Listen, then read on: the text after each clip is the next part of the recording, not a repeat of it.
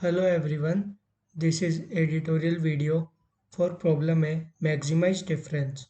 Let's see the problem statement. In problem statement, we are given array A of an integer and you are supposed to answer Q queries. Queries are of the form LR. For each query, we have to tell the maximum value of AI minus AJ such that AI AJ belongs to range L to R and I not equals to J means it should not be the same element. If no such pair ij exists, then we have to answer minus 1. Let's see the constants. N can go up to 10 to power 5. Q can go up to 10 to power 5. All the elements of A are in strictly increasing order. We are given A as a sorted array. L is less than R and they can go up to 10 to power 5. Let's understand it better with the example. In example, we are given array A having 4 elements 2, 4, 9 and 15 and we are given 5 queries. Let's see the output of some queries. For query 1 we are having L as 1 and R as 8. We can see that 2 and 4 lies in the range 1 to 8 and we need to tell maximum value of AI minus AJ. So we can take AI as 4 and AJ as 2. Giving us the answer 2 as 4 minus 2 is 2. Now let's see the third query. In third query we are given L as 18 and R L as 10 and R as 18. So we can see that only 15 lies in the range 10 to 18.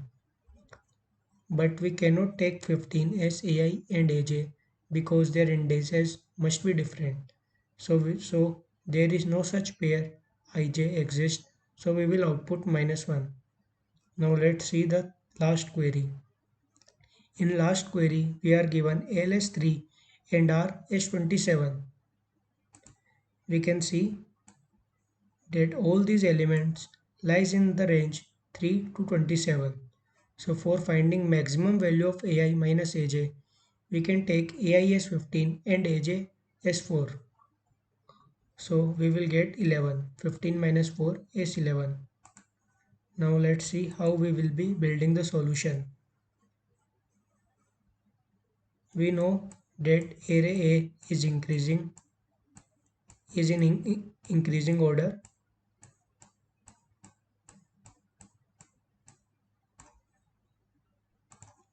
Let's say these elements lies in the range L to R.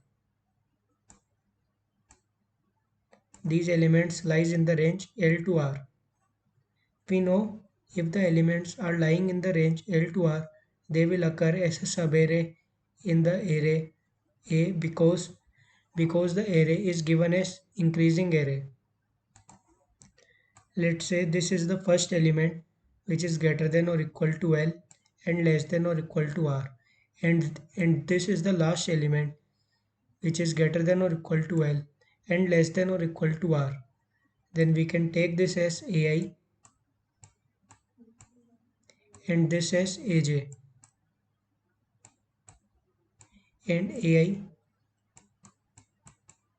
minus AJ will be the maximum value of AI minus AJ because AI is maximum possible element which is in the range L to R and AJ is the minimum element in the range L to R. Now how to find AJ and AI? We can simply iterate over the whole array and take maximum of all the elements lying in the range L to R and minimum of all the elements lying in the range L to R. By this we will get AI and AJ respectively. But it will take O(n) complexity for each query. In total we will get Qn complexity which can be go up to 10 to power 10 because Q and N both can go up to 10 to power 5. So it will obviously result in TLE. Now we need to think of some other approach to find AI and AJ in less complexity. We know that array A is given as a sorted array. That was the hint for binary search. We can easily find AJ and AI using binary search.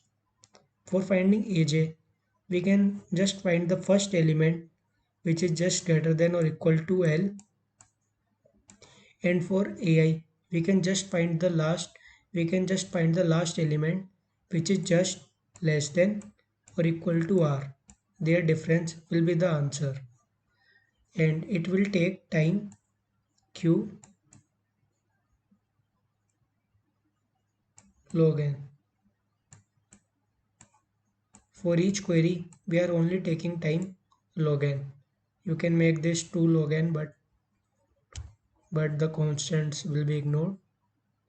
Small constant. Now let's see the code part. If you are if you are familiar with C++,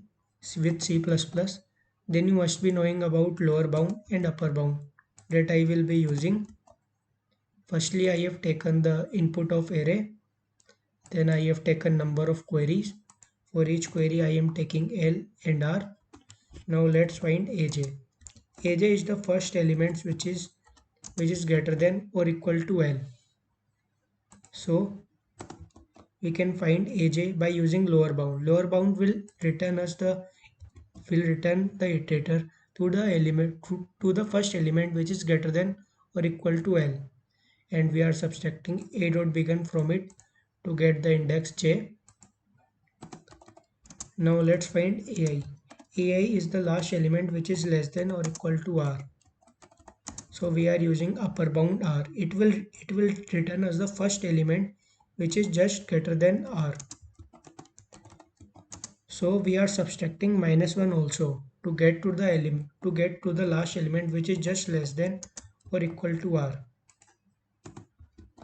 After that, we need to take care that j is less than n, I is greater than or equal to 0, and I not equal to j less than n and I greater than 0 to ensure that the indexes are valid.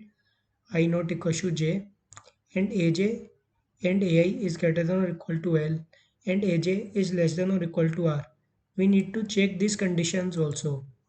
Let's see why we need to check this. Let's see some example. Let's say we are having array A having elements 110, and we are having query, and we are having given a query having L and RS, having L and RS 2 and 9. So if we will find the first element which is greater than or equal to 2, then we will get 10, means AJ we will get 10. And if we will find the last element which is just less than or equal to 9, then we will get AI S1. But we can see that AJ does not lies in the range 2 to n, and similarly AI also does not lies in the range 2 to n. So it may be possible that indices I and j exist, but they are not lying in the range L to R. Checking only one of them is also sufficient, because if one of the element lies, let's say AI is greater than or equal to L, then we are sure that index j will also exist such that it is greater than or equal to L. Now if you are not familiar with C++, I don't know if other languages support upper bound or lower bound, so I am showing binary search approach. I am showing the algo. For it, we can take I and j as -1. Initially, they are invalid indices, and we are taking s equals to 0 and as n-1, m for mid. Let's find the I. AI is the last element which is just less than or equal to R. Now let's see how we will be finding it.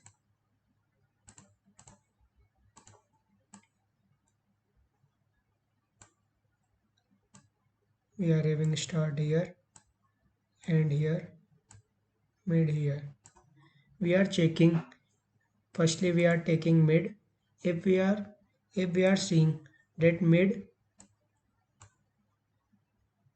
that element at mid is less than or equal to r, then we know that I can be equals to mid,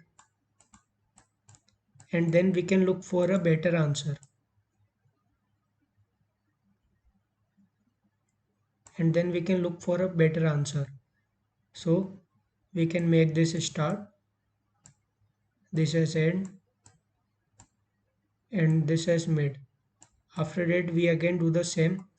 If am is less than or equal to r, then we know that I can be equals to m, and we will look for better answer in the right side. If that is not the case, if am is greater than r, then we know that we must search in the left part for the answer. That's how we are doing binary search here. Similarly, we are finding j. For finding j, we are looking for first element which is greater than or equal to l. So we are doing same as 0 and as n minus 1, am as s plus e minus s by 2. If am is greater than or equal to l, then j can be m, and we are looking for more better answer in the left part. If that is not the case, we are looking in right part. After that, we are doing the same thing. I should not be equal to minus 1 means we found a valid I and j, and I not equal to j, and an ai greater than or equal to l, and aj less than or equal to r. We can remove one of these condition. That will also work fine. That's it. Complexity of this solution is O Q log n, which will obviously pass the time constraints. Thanks for watching.